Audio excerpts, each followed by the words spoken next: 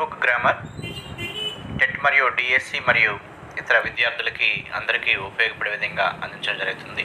New text బుక్లో ఉన్నటువంటి textual గ్రామర్ను అందించడం జరుగుతుంది. Vocabulary observe underline words. He took some irrelevant decisions. ఇక్కడ రిలివెంట్ అనే వర్డ్ ఉన్నది. రిలివెంట్ అనే వర్డ్కి ఐఆర్ అనేటటువంటి 2 లెటర్స్ని యాడ్ చేయడం వలన ఇర్రిలివెంట్గా మారింది. అంటే రిలివెంట్ అనేటటువంటి వర్డ్కి ఐఆర్ అనేదాన్ని ముందు వైపున యాడ్ చేయడాన్ని ప్రిఫిక్స్ అంటాం. అంటే రిలివెంట్ అనే వర్డ్ వచ్చేసి దానికి ఆపోజిట్ వర్డ్ ఏంటంటే ఇర్రిలివెంట్. అంటే ఒక ప్రిఫిక్స్ని యాడ్ చేయడం ద్వారా అది ఆపోజిట్ వర్డ్గా అంటే వ్యతిరేక పదంగా మారుతుంది. మరికొన్ని సెంటెన్స్లను అబ్జర్వ్ చేద్దాం. With this the people grew impatient. ఈ విషయంతో ప్రజలు అసహనంగా మారిపోయారు. ఇంపేషియంట్ అంటే పేషియంట్ అంటే సహనము, ఇంపేషియంట్ అంటే అసహనం. ఇక్కడ పేషియంట్ అనేది ఒక పదం. దీనికి ముందు వైపున ఐఎం అనేటటువంటి 2 లెటర్స్ని యాడ్ చేశారు. ముందు వైపున ఒక 2 లెటర్స్ని యాడ్ చేయడాన్ని మనం ఏమంటామంటే ప్రీఫిక్స్. ముందు వైపున యాడ్ చేశాం. అంటే పేషెంట్ అనే వర్డ్కి ప్రీఫిక్స్ అనేటువంటి ఐఎంని యాడ్ చేయడం ద్వారా అది ఆపోజిట్ పదంగా మారిపోయింది. అదేవిధంగా ఇంకొక సెంటెన్స్ అబ్జర్వ్ చేస్తే his ideas are usually illogical. ఇక్కడ లాజికల్ ఎల్ఓజిఏసిఎల్ లాజికల్ అనేది పాజిటివ్ వర్డ్. దీనికి ప్రిఫిక్స్ వచ్చేసి ఐఎల్ యాడ్ చేయడం ద్వారా అది ఆపోజిట్ వర్డ్గా వ్యతిరేక పదంగా మారింది. అంటే ప్రిఫిక్స్ని యాడ్ చేయడం ద్వారా పదాలను మనం ఆపోజిట్ వర్డ్స్గా మార్చవచ్చు అనేది ఇక్కడ మనం తెలుసుకుంటున్నాం. ఇక్కడ పేషెంట్ అనే వర్డ్కి ప్రిఫిక్స్ ఐఎం యాడ్ చేయడం ద్వారా ఇంపేషియంట్ అనేటటువంటి వ్యతిరేక పదంగా మారుతుంది. అదేవిధంగా హ్యాపీకి అన్ అనేటటువంటి ప్రిఫిక్స్ని యాడ్ చేయడం ద్వారా అన్హ్యాపీ అనేటటువంటి ఒక వ్యతిరేక పదం ఏర్పడుతుంది. అదేవిధంగా లాజికల్ అనేటటువంటి వర్డ్కి ఐఎల్ అనేదాన్ని ముందు వైపున యాడ్ చేయడం ద్వారా ఇల్లాజికల్ అనేటటువంటి వర్డ్ అంటే లాజికల్కి ఆపోజిట్ వర్డ్ ఇల్లాజికల్. అదేవిధంగా రీజనబుల్ అనేటటువంటి వర్డ్కి ఐఆర్ని యాడ్ చేయడం ద్వారా ఇర్రీజనబుల్ అనేటటువంటి వ్యతిరేక పదం ఏర్పడుతుంది. అదేవిధంగా సఫిషియంట్ అనేటటువంటి వర్డ్కి ఇన్ అనేటటువంటి ప్రిఫిక్స్ని యాడ్ చేయడం ద్వారా ఇన్సఫిషియంట్ అనేటటువంటి వ్యతిరేక పదం ఏర్పడుతుంది. అదేవిధంగా సాటిస్ఫైడ్ అనేటటువంటి వర్డ్కి డిఐఎస్ అనే ప్రిఫిక్స్ని యాడ్ చేయడం ద్వారా డిస్సాటిస్ఫైడ్ అనేటటువంటి వ్యతిరేక పదం ఏర్పడుతుంది. అగ్రీ అనేటటువంటి వర్డ్కి డిఐఎస్ అనేటటువంటి ప్రిఫిక్స్ని యాడ్ చేయడం ద్వారా డిస్అగ్రీ అనేటటువంటి వర్డ్ వ్యతిరేక పదం ఏర్పడుతుంది. అదేవిధంగా మెచ్యూర్ అనేటటువంటి వర్డ్కి వ్యతిరేక పదం చెప్పాలంటే ఐఎం అనేటటువంటి ప్రిఫిక్స్ని యాడ్ చేస్తే ఇమ్మెచ్యూర్ అనేటటువంటి వ్యతిరేక పదం ఏర్పడుతుంది. అదేవిధంగా ప్రాపర్ అనేటటువంటి వర్డ్కి వ్యతిరేక పదం ఐఎం అనేటటువంటి ప్రిఫిక్స్ని యాడ్ చేయడం ద్వారా ఇంప్రాపర్ అనేటటువంటి వ్యతిరేక పదం ఏర్పడుతుంది. అదేవిధంగా రెస్పాన్సిబుల్ అనేటటువంటి వర్డ్కి వ్యతిరేక పదం ఇర్రెస్పాన్సిబుల్ ఐఆర్ అనేటటువంటి ప్రిఫిక్స్ని యాడ్ చేయడం ద్వారా ఇర్రెస్పాన్సిబుల్ అనేటటువంటి వ్యతిరేక పదం ఏర్పడుతుంది.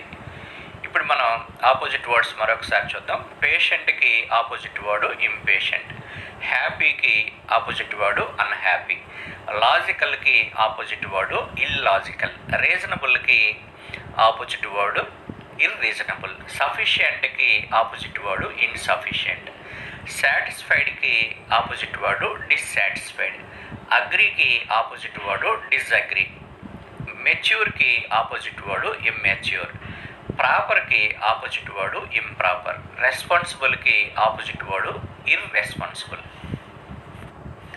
మరికొన్ని ఆపోజిట్ వర్డ్స్ చూద్దాం.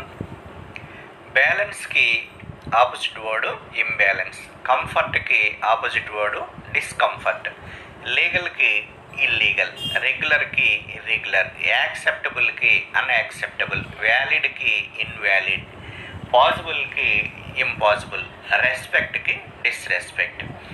అంటే ఇక్కడ ప్రతి పదానికి కూడా ప్రిఫిక్స్ని యాడ్ చేయడం ద్వారా ఆపోజిట్ వర్డ్ని తయారు చేయగలుగుతున్నాము. అంటే ప్రిఫిక్స్ ద్వారా ఆపోజిట్ వర్డ్ అనేది ఇక్కడ ఏర్పడుతుంది. ఇది ఇక్కడ ఎగ్జామినేషన్లో కూడా అడిగే అవకాశం ఉంటుంది. ప్రిఫిక్స్న సఫిక్స్న అక్కడ యాడ్ అయ్యి ఉండేది ఆ పదంలో అని అడిగే అవకాశం ఉంది. బ్యాలెన్స్కి ఐఎం అనేది ముందు వైపు ఉంది కాబట్టి మనం ప్రిఫిక్స్ అని చెప్తాం. ఇప్పుడు మనం ఎగ్జామినేషన్లో ఎలాంటి ప్రశ్నలు రావచ్చు అనేది ఒకసారి చూద్దాం. Krishna was regular to school so he passed.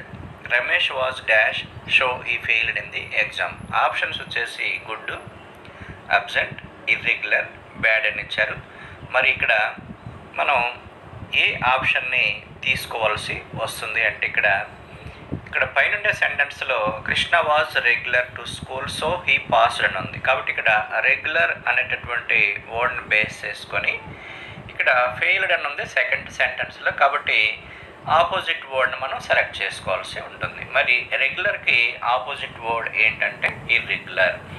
కాబట్టి ఇక్కడ మనం ఇర్రెగ్యులర్ అనేది ఎలా ఏర్పడిందో మనకు తెలుసు. అంటే ప్రిఫిక్స్ని యాడ్ చేయడం ద్వారా ఇర్రెగ్యులర్ అనేది ఏర్పడింది. కాబట్టి నీకు రైట్ ఆన్సర్ ఏమవుతుంది అంటే ఇర్రెగ్యులర్ అవుతుంది. కాబట్టి ఎగ్జామినేషన్లో మనకి అడిగే సెంటెన్స్ని బట్టి మనం అర్థం చేసుకోవాల్సి ఉంటుంది. ఇక్కడ ఏం అడిగారు అనేది మనం సెంటెన్స్ని చదివిన తర్వాత మాత్రమే ఇచ్చినటువంటి ఆప్షన్ బేస్ చేసుకొని ఆన్సర్ చేయగలం తప్ప ఇక్కడ ఆపోజిట్ వర్డ్ రాయండి అను, లేకుంటే యాక్టివ్ వాయిస్లు రాయండి, ప్యాసివ్ వాయిస్లు రాయండి, మీనింగ్ చెప్పండి అనేది అక్కడ ఉండవు. మనం ఇచ్చినటువంటి సెంటెన్స్ని అర్థం చేసుకొని ఆ సందర్భాన్ని బట్టి ఆన్సర్ అనేది మనం ఆప్షన్ని సెలెక్ట్ చేసుకోవాల్సి ఉంటుంది.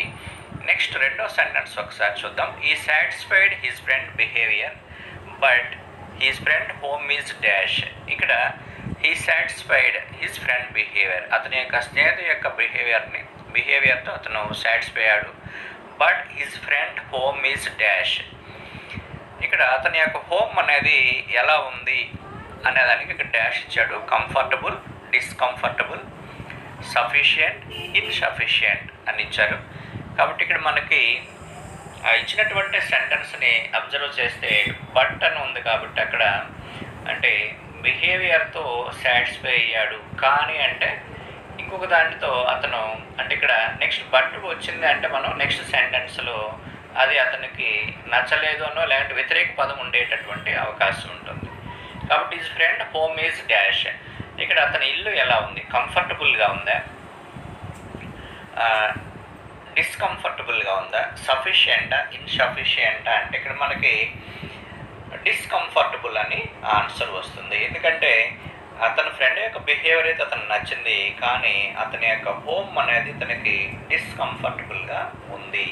కాబట్టి ఇక్కడ మనం డిస్కంఫర్టబుల్ అనేటటువంటి వ్యతిరేక పదాన్ని సెలెక్ట్ చేసుకుంటాం. అంటే ఇక్కడ ఇచ్చినటువంటి సెంటెన్స్ని బేస్ చేసుకొని అక్కడ దానికి ఏది సూటబుల్ అయినటువంటి పదం ఉంటుందో ఆ పదాన్ని మనం అక్కడ సెలెక్ట్ చేసుకోవాల్సినటువంటి అవసరం ఉంటుంది.